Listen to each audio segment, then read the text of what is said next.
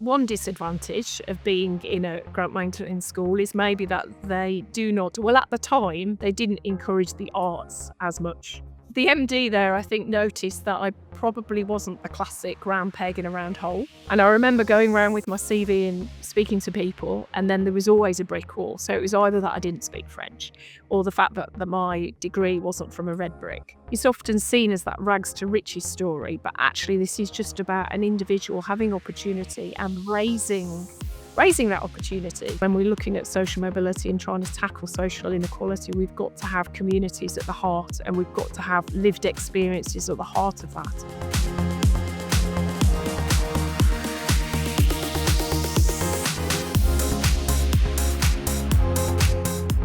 Today's episode features Nina Slingsby, founder of OAHA, where she works with organisations to build fairer, people-centred cultures and communities. Nina reflects on her journey through a grant fee school, university, and early career setbacks, and how those experiences shaped her understanding of opportunity, language, and the access in the workplace. After a recruiter steered her into people and culture, she found her direction and now helps organisations become more inclusive for their people, supply chains, and broader society. Nina offers a thoughtful perspective on class, social mobility, and the changes that can drive real, systematic change. So this series is predominantly about those from working class and lower socioeconomic backgrounds. And I know this will be slightly different compared to some of the previous episodes that I've done. But before we go into it, could you tell us a little bit about yourself and what it is that you currently do? Yeah, of course. So as you mentioned, I'm Nina. I have a consultancy, OAHA, and we work with organisations, private and public, around people impact. So that could be anything from ensuring their workplace is inclusive, their supply chains, or the work they're doing more broadly in society to obviously tackle social mobility and also social inequality. Okay, cool. And as I mentioned, this is about those from working class and lower socioeconomic backgrounds. The term working class, what does it mean to you, and how would you kind of define that? I guess this is an interesting one because there's the classic definition which the government might use, which is something I guess that a lot of people might phrase is someone who has come from a lesser skilled or semi-skilled background, and someone who has, less resource available to them. And I guess a lot of people would say that in all fairness. I think the term working class has become owned by lots of people to mean different things.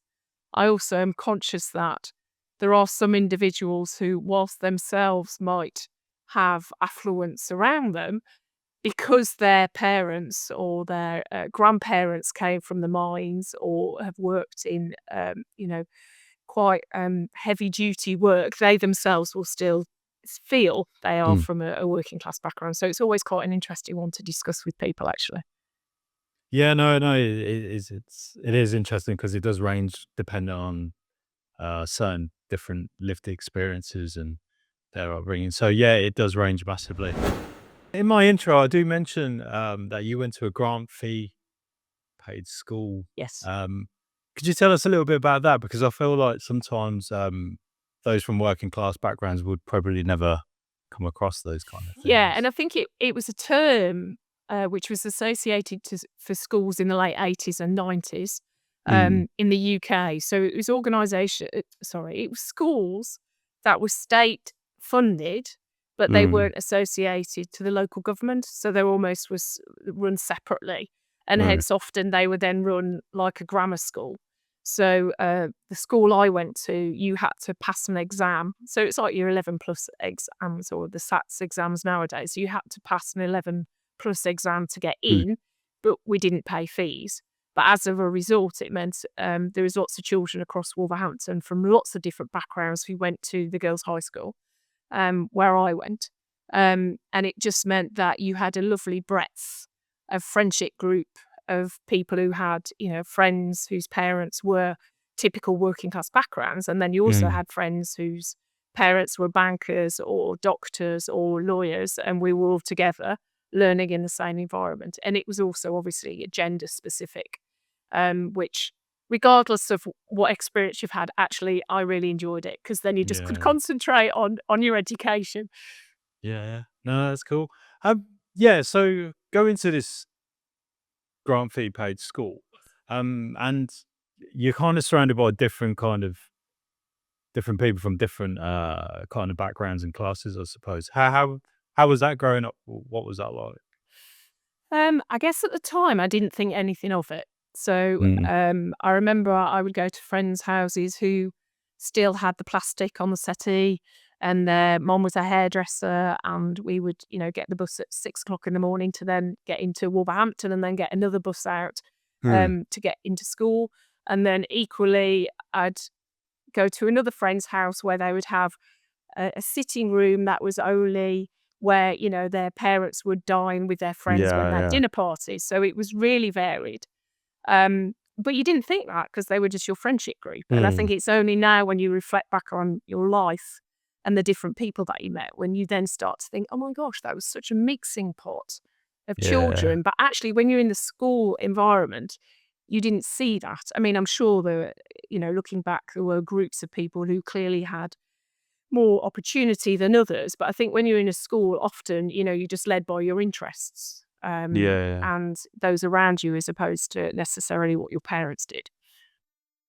So I suppose then, like, yeah, because you're in that school environment, you're not really exposed to any real like class differences because, yeah, like you said, you are just children at a school learning, and it feels like you're at a level field.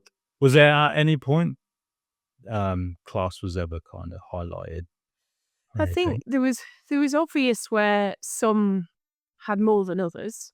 Hmm. And I think, I mean, I myself was bullied, as I'm sure many people are at school, and so I think you definitely noted it at times when there was more privilege. But again, we wouldn't see it that way. It was probably just more the fact that they had fancier clothes or they had more money when they went out. Hmm. And maybe we hadn't had me downs. But then because there were other people who also had that, um, it didn't seem to isolate you Yeah. as being different. So I guess what I'm trying to say is because there was so many different children at different levels, but the focus was more around school and learning. I was fortunate that I had a good experience at school. Yeah. I know there would have been other children who would have had a different experience, and life turns differently. But I do think that's in lots of different school environments. It's not necessarily if you're in a state school or a grant maintained school or even a private school. That there's lots of different environment Yeah. experiences in different schools, aren't there? Yeah. So yeah, so you've gone to this grant fee paying school.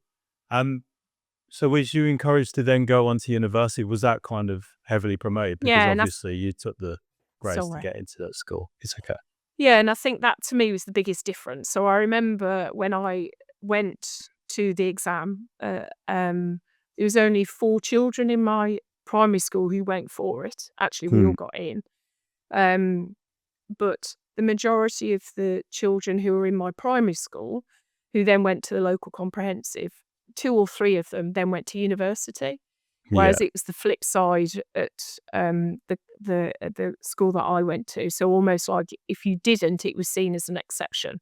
So there was Hmm. actually only 2 girls in my year who didn't go to university because it was just assumed that you would go to a university. It wasn't Yeah. pushed red brick unless you were, one of the exceedingly clever ones or one of the ones who could afford the opportunity, but it was certainly encouraged, that you would go to university. So again, I feel like because I was in that environment, which was very much around centered on learning, that was the focus. And therefore, it was a Yeah. natural assumption that you would then go off to do university. So, you did your GCSEs, then you did your A levels. And from that, you were then encouraged to go to university. Okay. And yeah, how was your experience of uni? Did you go the path that you kind of wanted to go? Was how was that experience for yourself? Well, I guess I would say one disadvantage of being in a grant mentoring school is maybe that they do not, well, at the time, they didn't encourage the arts as much. And Okay. so I was someone who enjoyed doing drama, and I was an artist, or still am. But I was discouraged and hence Mm. took the science path. And so I think because of that, I didn't do as well in my A levels. So I went through clearing, which is very different, I imagine, than nowadays, because for us it was checking on CFAX for which Mm. universities had clearing. Anyway, Yeah. so it was very much around which universities did courses that I would find of interest. And I remember my dad and I driving down the motorway. So again, this is where I'm fortunate that I had such massive support from my mum and dad. Driving down the university so I could hand in my results to get a place, Mm. because there weren't that many, because, obviously you had to be there in person. Anyway, so I ended at Nottingham Trent, which was, I Okay. guess, was called an ex-poly when I was there, but now obviously is a highly regarded university. Yeah. But again, for me, it wasn't about what was red brick or not. I didn't even know the difference. It was just the fact that there was a university with a course that I was looking forward to doing Mm. in a city that was of interest. Okay. And how was the course? Was that what you wanted to do? How did the uni pan out for you? Yeah, it was good. I enjoyed it. I had a good Yeah. time, and I think I had a point to prove, because I hadn't done as well in my A levels, that I felt Yeah. right. Must make an opportunity at university. So yeah, I was fortunate. I had a good time. Met a good crew around me, and some of my friends who actually used to go to the grammar school in Wolverhampton went to Nottingham University. So I had some friends from Wolverhampton that were also there. So yeah, it's a good time. Oh, that's good. It's always a bonus when you go somewhere and there's Yes. a lot of people that you already know there. I mentioned that you kind of went the career path based off a recruiter that you met. Could you tell us a little bit about that? Yeah, of course. So after my 4 years at university, I decided I didn't want to go into science. And so I went to look at other opportunities, and so went into a recruitment agency, actually looking at whether, I could go into some kind of medical sales rep. And they interviewed me and basically offered me an opportunity to be a recruitment consultant, and talked a lot about the opportunities to develop your leadership skills and, then lead a team and then lead a branch and go on. And so I decided that sounded brilliant. So then I got the job. And then after probably 3 or 4 months, the MD there, I think, noticed that I probably wasn't the classic round peg in a round hole. Yeah. But fortunately, he was very encouraging of my innovation and the fact that I had different ways of doing things. So he was a very ambitious founder. And so when he bought organizations or organically grew the business, I then was able to take on some of those opportunities. So I set up a new business. I merged two organizations and helped very much around that change transformation. And so at the start of my career, I'd got a lot of exposure around leadership development and, M&A activity, which I didn't know what I was doing in terms of, the phraseology that is now used in consultancy. Um, But it got me exposed to lots of different things, which was brilliant. And the thing which I think he crucially taught me right from the beginning was not about how to be a great recruitment consultant. He actually taught all of his employees around how to be a great leader. And from that, you then learn how to be a great recruitment consultant. So from the yeah. start, he just talked about the importance of being a great leader and, inspiring people and being empathetic and understanding. And from that, obviously, you then can be brilliant at the task in hand. And I think that then really inspired me, obviously, to lead teams. And then, obviously, as I advanced in the career, I got bigger opportunities in the organisation. Okay. Yeah. So, was this person like this with everyone that was coming in? Was he?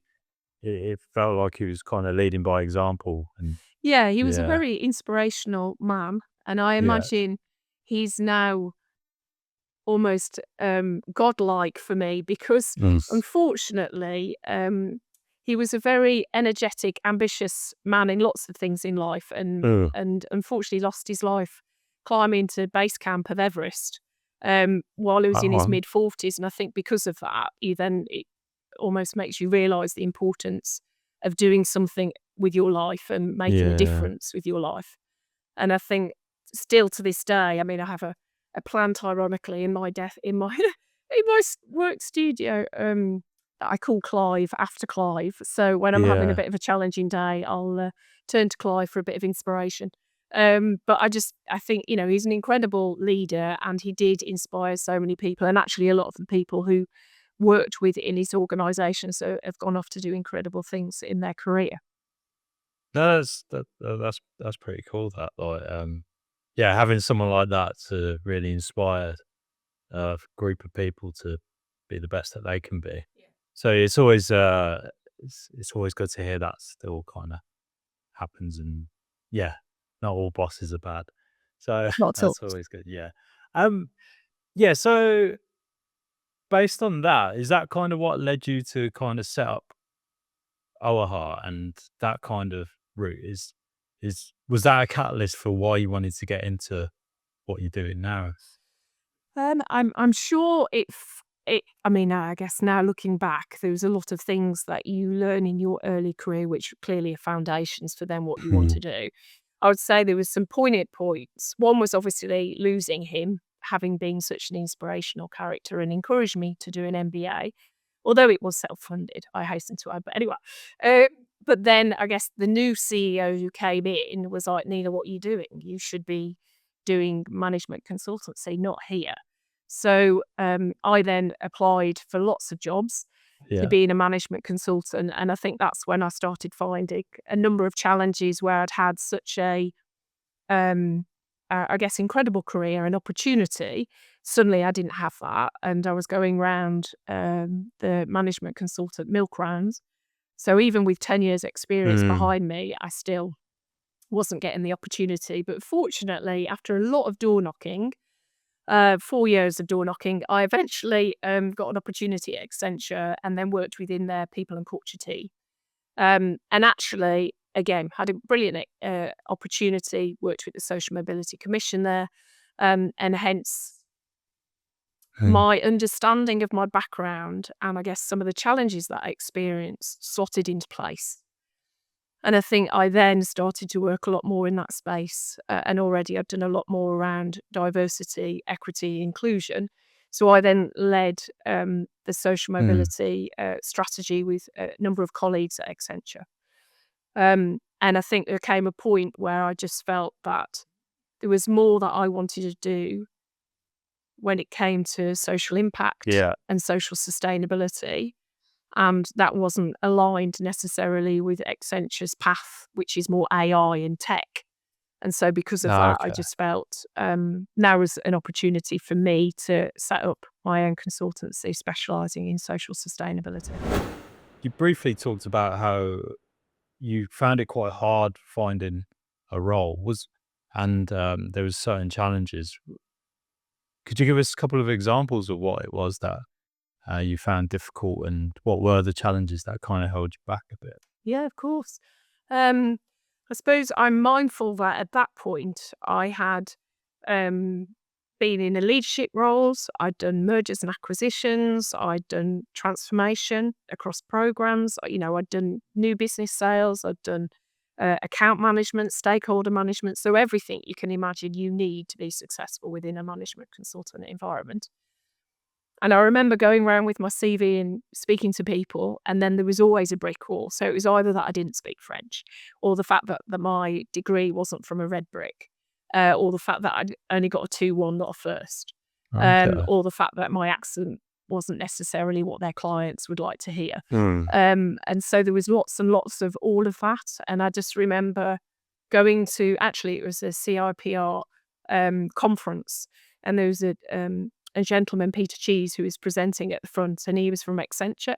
And I just remember what he talked about was so much the kind of work that I wanted to do. So at the end of the conference, I then went up and spoke to him and just said that I was writing a paper about the glass ceiling for women, and would he Yeah. be interested in speaking?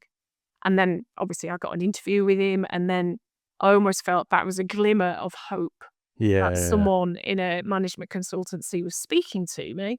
And then bit by bit, I just crowbarred that gap further Yeah. open until eventually I was fortunate enough to get a job. I mean, whilst I obviously had met him, I still had to go through the proper route. And what was interesting was whilst I was being told by one of the MDs, senior MD at Accenture, that I had all the skills that they were after. When I then went through the recruitment portal, I get Mm. rejected. Mm. And so again, at the time, it was very discouraging. But I guess, again, maybe a lot to do with my background. I just wasn't going to let go. And so I Yeah. just, hence, I guess it took me so long. So I think, again, now because of the work that I do, you reflect back on that. And there's an element of you thinking, well, that's hard and it shouldn't have to be. And a Yeah. lot of people would have given up, rightly so. I mean, Yeah. maybe I'm a bit too stubborn for my own good. Um, I'm pleased to say a lot of that has been removed, but it still stands in some organisations and in some sectors. Yeah. Um, yeah, as you just mentioned there, it still stands now. Do you feel like more and more companies are kind of dealing with, like, for instance, you mentioned your background, your accent was something that was noticed and held you back. Do you feel like there's companies now that are actually taking it seriously and being more proactive and doing more? Yeah, without a doubt. I mean, I remember when I was at the Social Mobility Commission 5 years ago when they launched. So I launched their employers toolkit. Mm. Actually, just as COVID hit, we did the launch just before. And at that time, whilst we had a phenomenal turnout just before lockdown, of everyone wanting to come and talk about the toolkit, the Mm. amount of organisations who were actually doing anything was relatively small. And obviously, we had a series of workshops and conferences around the topic throughout that year because we knew there was such a massive focus, I guess, exacerbated by COVID on the divide and social mobility. So it was interesting to see how that unfolded as the year went. And actually, since then, yeah, the amount of organisations now are doing things. And when even you look at Yeah. the social mobility index, the scoring or the activity you would have done to get in the top 10 Yeah. compared to now what you have to do in the top 10, there's so much more brilliant interventions that organisations have to and should be doing. So it Yeah. has changed, but like anything, if we stop talking about it, everyone will think it's fixed and it'll go away. So we have to keep talking about the importance and making just everything so much more inclusive. And so Yeah. when you're thinking about everything from, almost before outreach, when you're thinking about how you're connecting with school children, all the way through to when someone's in your organisation and the experience and the sense of belonging they're getting, you Mm. need to be thinking about so many different aspects of intersectionality, and a big part of that is socioeconomic Yeah. Yeah. Yeah. mobility. Yeah, no, because as I mentioned at the very beginning of this is predominantly about working class and those from lower socioeconomic backgrounds. So would you kind of regard that does feed into the whole social mobility and that kind of thing that you're working Yeah, and I on? mean, I guess again, given the work that I've done around broad diversity, Yeah. I know there are some organisations where they have experimented with just focusing on social mobility in their recruitment, say, Mm. and actually they have seen an incremental improvement in other aspects of diversity. And I think, given the challenging geopolitical environment at the moment, actually social mobility or looking at socioeconomic diversity is a place that actually feels comfortable for conversations, not just here in the UK, but more broadly as well.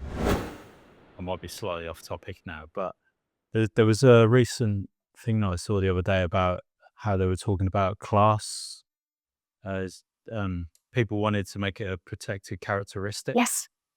And I felt that was, especially doing this series, it feels like it's such a model term, like class, and it's very dependent on the person's lived experience. Yes. So it felt like that would be such a really difficult thing to try and protect as a characteristic, because it is very dependent on person's individual way of living and how they've been brought up. Is that something you've had any thought on, or is that something you'd agree with? Interestingly, I've been part of the movement in varying different guises for the last couple of years. Although not, I hasten to add the paper. I believe that's the one that you're specifically talking about. And I agree with what you're saying, because I think the challenge is, and this is why when we've had these conversations on this topic over the last couple of years, it always seems to come back to this: is, well, how would you define it? Yeah. Because whilst the Social Mobility Commission has got certain questions which they recommend organisations to ask, there is a number of them. And again, they've got a favourite, but that favourite still could be arguably interpreted differently. You also have to think about, well, actually, if you're not born in the UK, some of the questions aren't relevant. You then have to think about, well, actually, it asks about the income of your parent at the age of 14, but we took all your carer. But we've talked about the fact that, but actually, if there's one parent or 3 or 4 children, that parent could be earning quite a decent salary. But if they're a single parent and there's 4 children in the home, all of a sudden it's very different. And I know in recent conversations, the Social Mobility Commission have talked about, whether it's almost like you create an indices of, almost like what has the household income in and the outgoings. And then it suddenly becomes such a complex measure, and hence makes it even harder to protect as a characteristic. However, what I would say is, I think the more organisations are talking about it and actually recognise that there is an impact, or there is a prejudice, or there is an element of disadvantage. I don't like to use that phrase, but it needs to be considered. So I think what the movement is trying to do is to say, actually, this is just as fundamental as if, a certain gender or certain sexuality.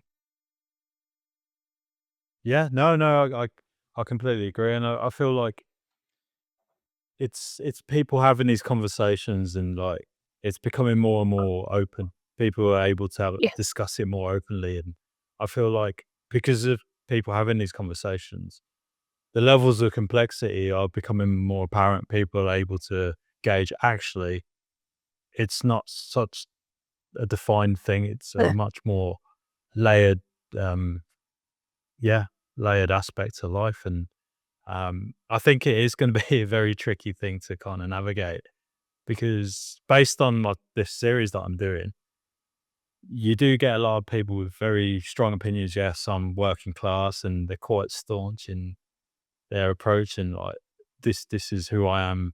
But then when you speak to the various people and break it down, it's like it's a very, very complex subject. So yeah, it'll be interesting to see how they actually approach that and try and make it protect the cat. And I think actually your point about the layering aspect, I mean, we've not even then started talking about opportunity areas and, the place of where you grew up, and actually that can influence. There's so many other factors. So yeah, as you say, let's see how that one pans out.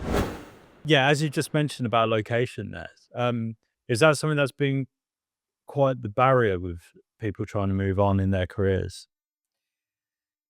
I'd say initially, going back to when I was working at the Social Mobility Commission, a lot of the conversation was around opportunity for individuals.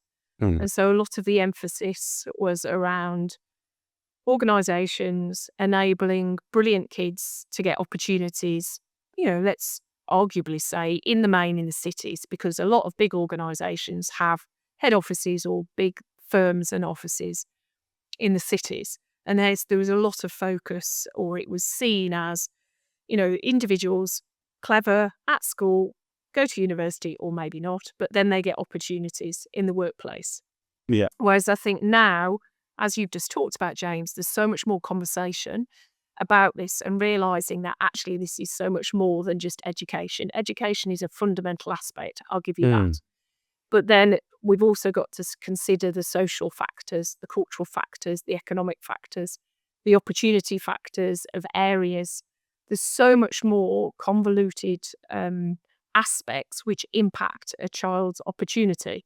And Yeah. therefore, I mean, if you look at, again, the Sutton Trust, the Resolution Foundation, actually even the latest report I was seeing, which is around neighbourhoods, Mm. they're all talking about the fact that, this has to be around how we can um, get thriving opportunities across the UK, and hence Yeah. that's how you can enable social mobility. Because again, it's often seen as that rags to riches story, but actually this is just about an individual having opportunity and Yeah. Yeah. raising that opportunity. So if Yeah. their mom and dad have done so well, they do the next level up. It doesn't mean you have to be that far, and not everyone wants to do that. Some Yeah. people want a great opportunity in the home they were grown up in. And Mm. that's still something that we should be considering. And that still, to me, is an opportunity for social mobility. Could you tell me a little bit more about OAHA and what it is that you're trying to accomplish with your program? The work that we do. Yeah. So the work that we do is focused very much around social sustainability. So for me, as I mentioned earlier, so this is people impact, whether it's employers looking after their people, Yeah. supply chain, or broader society. That's the work that we do.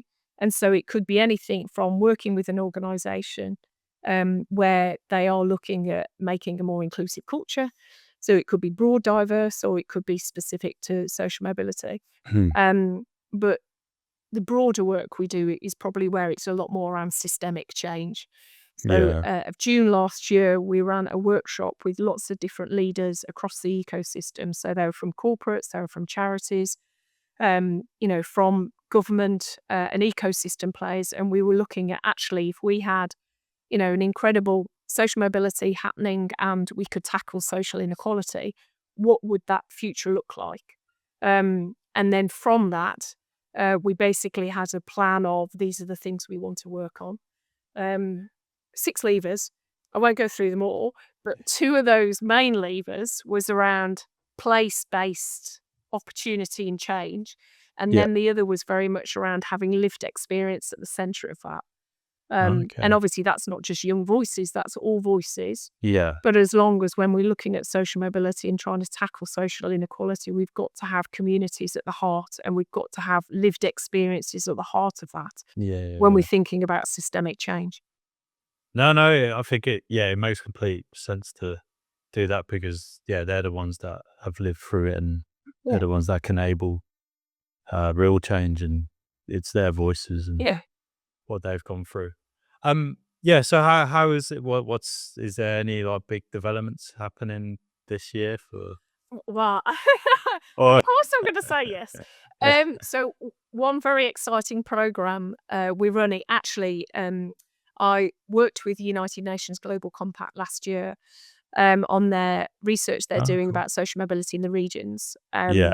And I led their Cardiff workshop with them.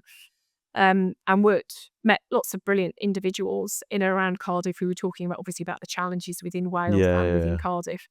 And actually, rather than waiting for the report, so sorry, United Nations Global Compact, it will be an excellent report when it lands in April. But we wanted just to crack on. So we've now actually Yeah. got a Welsh-based, place-based programme where we are taking a moment to pause, because I think what I'm conscious of is that there are so many interventions, so many brilliant work Mm. out there. What we don't want to do is duplicate. So we're just Yeah. taking Yeah. a Yeah. moment to pause to understand actually what's the landscape in Wales and why is it not, enabling brilliant individuals to have the opportunities. So we're taking a pause to understand the landscape. So we then can start to think about that journey and Mm. actually where is it not working for Yeah. individuals, and hence actually is there something there and we just need to amplify those programs, or is there a gap? And if there's a gap, what then does that look Yeah. like? And that's obviously then when you start to work the communities and people who clearly we're trying to support. So that's a lovely piece of work that we're doing. Yeah. And then another brilliant piece for me, and this is almost a Venn diagram in my mind, is that, you've got one side social mobility and wanting opportunity for individuals. We've talked a lot about place-based and growth across the whole of the economy. And obviously the government talks a lot about that. And to me, a big part of that is then Yeah. entrepreneurship. Because if you can get entrepreneurs across the UK, not just in the major cities, then that enables opportunity.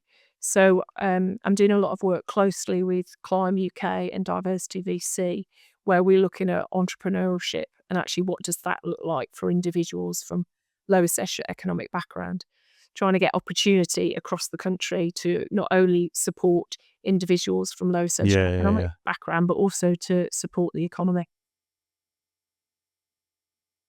Okay. No, it sounds like it's really exciting stuff that you're doing there.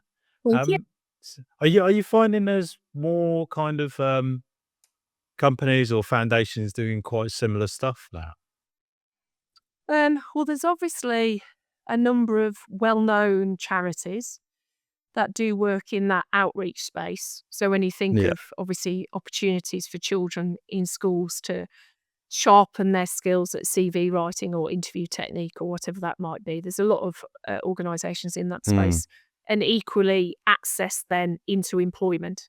So there's Yeah. quite a lot of social mobility charities have come in the last few years where they're helping, whether they've gone to university or not, but they're helping students, and be that as in school students or university students, to get into the workplace. Yeah. I think the challenge we're finding is probably the fact that is there an element of the competition, which isn't necessarily a bad thing, but ultimately, if we're wanting to achieve the same thing, the Yeah. challenge is then the funding for all of those Yeah. programs. And then, at the end of the day, this is about supporting individuals to find opportunities. So whether there's more collaboration that could be done, I don't know.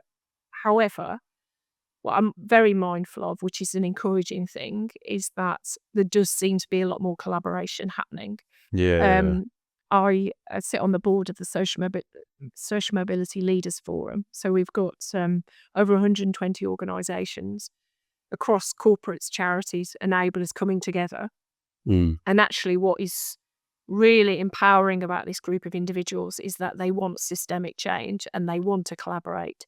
They want to share ideas and listen. Yeah. And there's such energy, and because of that, there is innovative ideas coming forward, not duplication. Yeah. It's more of, hang on, I do that. Oh, well, I want to learn from you. Can we come together and do something? And that's brilliant to see. And again, going back to, when I was at the commission, I did desperately try and say, well, we need to collaborate on all of this, but it was harder. Whereas now it seems so much easier that people do want to do this, even though it is quite challenging in the funding landscape. It's good to hear that because I suppose that's the thing, isn't it? Everyone kind of needs to work together to actually make this work. Yeah, when I was at the commission, when I was trying to get collaboration occurring, I always used to talk about the London Marathon. And I'd talk about, when you think about years gone by, how many winners can you remember? Yeah. Versus those people who wore the suits and, spent 2 Yeah. days doing the London Marathon, and all the energy of people holding each other up. But you get to the end, and that's, to me, everyone wants the same focus. We want to tackle social or improve social mobility and tackle social inequality in the UK, but that's a collective effort. And it has to be done, and it takes a long time, but it has to be done collectively together. No, yeah, I completely agree with that. I'm going to ask you a question. It might be completely off topic now, but because of the social mobility space that you work in, do you feel like, because my series is about class, working class, do you feel like we kind of need to step away from the class structures and kind of focus more on social mobility? Okay, that's an interesting question. Because for me, I think about the end result, and I guess that may be different. And it is going to be different for different people. But for me, the work that I do is to create a society where it's fairer for all Yeah. and fairer opportunity for all. And at the moment, it's not. And so, regardless of where the circumstances you're born into, the opportunities are not the same. And I mean, you will have spoken to people on your podcast about, the race doesn't start when you go to university, or the race doesn't start when you go to university, at the workplace. It started literally, when you were born, and the education you had with your parents, and et cetera, et cetera. And so whilst I understand there's a class debate, and I think we'll always have that debate because we're in the UK, and, it's so engulfed into our historical background, isn't it? The class conversation, like it is, the religious or caste or somewhere else in other, countries around the world. So I don't think that will go away, but I think it's more about the conversation about the end result. And I'd like to think that regardless of your class, you would want fair opportunity. Yeah. Maybe that's more naive for you because No, that's a good way of putting it, because it's been really interesting this past week since that report's come out, and since doing this series, it kind of made me feel a bit conflicted with the whole class system, because it's like, it feels like it's a very old way of thinking, like the class structure. Yeah, I think that. And it's like, we shouldn't really be living like this anymore. No. Yeah. And it's so merged. And then when you think about the job types it that are doesn't really apply anymore. categorized, Yeah. half of them don't exist. And then you've got jobs now, given the advancements in AI and social media and everything else, that you've got some job types which arguably you could say are not skilled, and yet financially you could earn millions. Well, so tradesmen. Yeah. Exactly. So, the fact that we're almost wedded to this, and I'm not saying it's not important. Of course, it will be important for varying different reasons for very different people. But for me, again, like I said, it's about the result, the vision, or the outcome of what we're trying to create for society, not necessarily, oh, well, you're working class, oh, you're upper class. No, it's just about opportunity, and that opportunity being fair for all. Yeah, because it's really interesting, the term like working class. When I first started doing this podcast, it was like I had this idea in my head, but since doing it, it's completely changed. And it's interesting when you speak to individuals, it's kind of ingrained in it. They would class it as part of their culture. Yeah. And it becomes part of who they are and their upbringing. So as outdated as the term feels, like you said, it's going to still be there. I feel like it will never go, but the way you define it's going to be very different to how it once was. Yeah. So, and it's so much more interwoven, isn't it? Because I mean, I'm from Wolverhampton, and I've got friends who are from Wolverhampton who don't speak like me because they speak really poshly. Because, either they've decided to drop the accent or for whatever reason.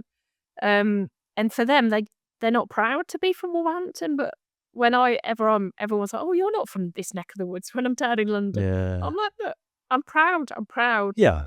According to the accent bias report, that I have the worst accent in the country and have done since the studies began. Well, I say Wolverhampton, actually, it's West Midlands, but there you go. Growing up in Birmingham, I've kind of got a bit of a Brummie accent. So I'm fully aware of the Midlands accent. I love it. Yeah. No, but this is the thing, it's part of people, isn't it? Like, it shows where they're from, where they grew up. And of course it does. It's part of them. It's at the end of the day, it's who you are, isn't it? It's like... Mine always gets worse after a couple of glasses of wine. It's always the way. Definitely speaking to friends. Always the way. No, it's like whenever I, like, for instance, went back for Christmas and catching up with mates, I can feel the accent coming back. And so, bloody hell, I'm back here now. Yeah, exactly. Yeah. Although my brother then says that I speak really posh, because I guess because we now don't live in Wolverhampton, we live a little bit further south. But he says that my accent's really posh. I'm like, no, it's not. I'm just conscious of the time, and because we're coming towards the end, was there anything that you kind of wanted to highlight? Any words of wisdom or anything from the social mobility space that you work in that you really wanted to highlight? Oh, that's a good one to throw in at the end. I think for me, and I say this a lot, it's all about the end result. and the fact that there's so many organisations, whether you're large corporates or small charities, who really want the same thing in terms of creating fair opportunity for all. And whatever your piece is in that pie and how you can influence, it's really important that we come together on this. And whilst I appreciate we might be coming at it at different angles, the result I would have thought we're all trying to do is the same one. So I think that collaboration for me is key. The other thing I would say is that there's no point in us duplicating for duplication's sake. And so having times where you just pause and think about actually what are we trying to do, and is there something out there already, or is there somebody we can speak to then lend a hand or to accelerate things. That, again, to me, is us coming together to try and create more of a systemic change. Because we all can throw things to try and create change. And we'll do it in tiny pockets. But actually, to do this across the UK, we need to have a bit more of a collaborative approach. Yeah. Okay. No. Is there any way people can kind of get in touch with you? Or is your website or Instagram or LinkedIn or whatever like that? Yeah. So if they'd like to know more about the Social Mobility Leaders Forum or OAHA and the work that we do, obviously my website, which is www.oaha.uk, or they're more than welcome to email me, which is nina.slingsby@oaha.uk. Cool. I'll put the links as well in the description so people can get in touch. And no, thanks again for doing this. It's been a long time coming, but yeah, we got there in the end. Yeah, it has. No, thank you for being patient, James. It's okay. No, and thank you. It's much appreciated. No worries. It was my pleasure. Thanks for tuning in to this episode of Initial Step. If you resonate with the stories we share and have a similar background you'd like to talk about, we'd love to hear from you.